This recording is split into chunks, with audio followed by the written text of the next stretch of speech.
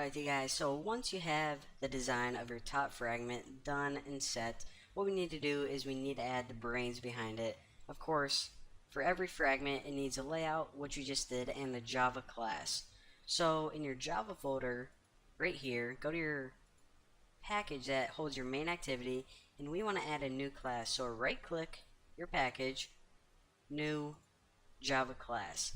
Now for the name of this, I'm going to name mine top section fragment. Looking good. Hit OK and check it out. And actually what I like to do is I like to arrange all my Java files on the left and all of my activity or layouts on the right. Alright, so this is a file that I just created, and of course I don't need that stupid comment, but what we actually do need to do is we need to import some stuff.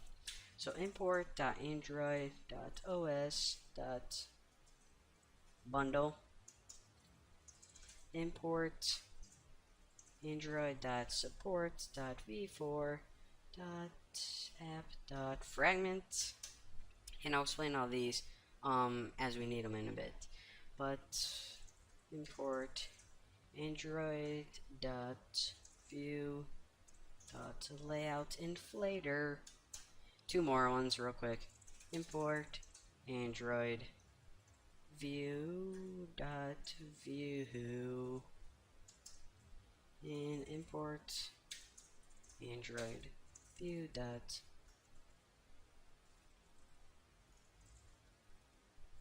view dot actually I missed it. View group, there it was. Now there are some rules that we have to follow to create a really basic fragment. The very first rule is we always need to extend fragment. So we always need to inherit from this fragment class, and that just tells our app, hey, this thing that we created is actually a fragment. Alright, so another thing that we need to do is we need to override on create view. So if you hit Alt, Insert, Override Methods, make sure this is sorted. Alright, on create view, hit OK. Now of course what this does is it says okay, so we know that this is a fragment. However, whenever you use it in one of your activities, what does this fragment look like? What pretty much layout are you using?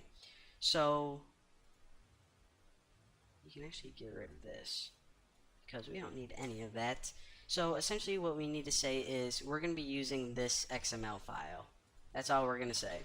So in order to do that, we're just going to store it in view, and it's a little bit different to tell your app that you're using one of these layouts for a fragment. What you need to do is you actually need to use inflator.inflate, and again this is just a method to say this is what layout we're using for this fragment. Why they named it inflate, I don't know, it's kind of a weird name, but that's what we're doing. So we're using r.layout. What is my name? Top section fragment, which is pretty much a reference to this file right here.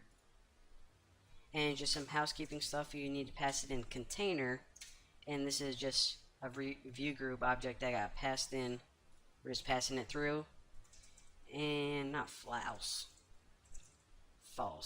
Come on, jeez Louise.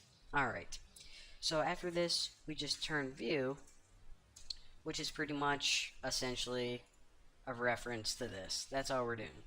So again, those are the rules whenever you create a class that uses a fragment.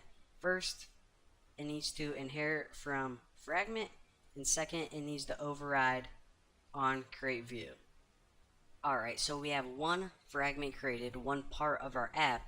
So the only other thing we have to do, well, it's not the only other thing, but what we're going to do next is we're going to create that bottom half, which is the good part, the picture, which we're going to memify. So let's go ahead and first make the layout for it, and this is actually really easy, a lot easier than this. So right click a layout and click a new layout resource file, and for the bottom fragment I'm just going to name mine bottom underscore picture underscore fragment, and I also want to change this to relative layout as well and hit OK. So now let's actually do this through the designer because I don't know, we really don't need to change that many properties on it. So the very first thing that I want to do is I actually want to say, okay, we're using that one image of me, of Bucky. So on the entire relative layout, what we can do is we can actually go to background property, and if you click these dots, it lets you browse your resources, and they're actually under here. So you can collapse color. Now in drawable, remember that's where we stuck it, and mine is named Bucky, so I'm just going to click that. So this is a reference to this image and hit OK. And now the background of this fragment is me right there. Now I know it looks stretched out right here, but it doesn't really matter because this is what's going to happen.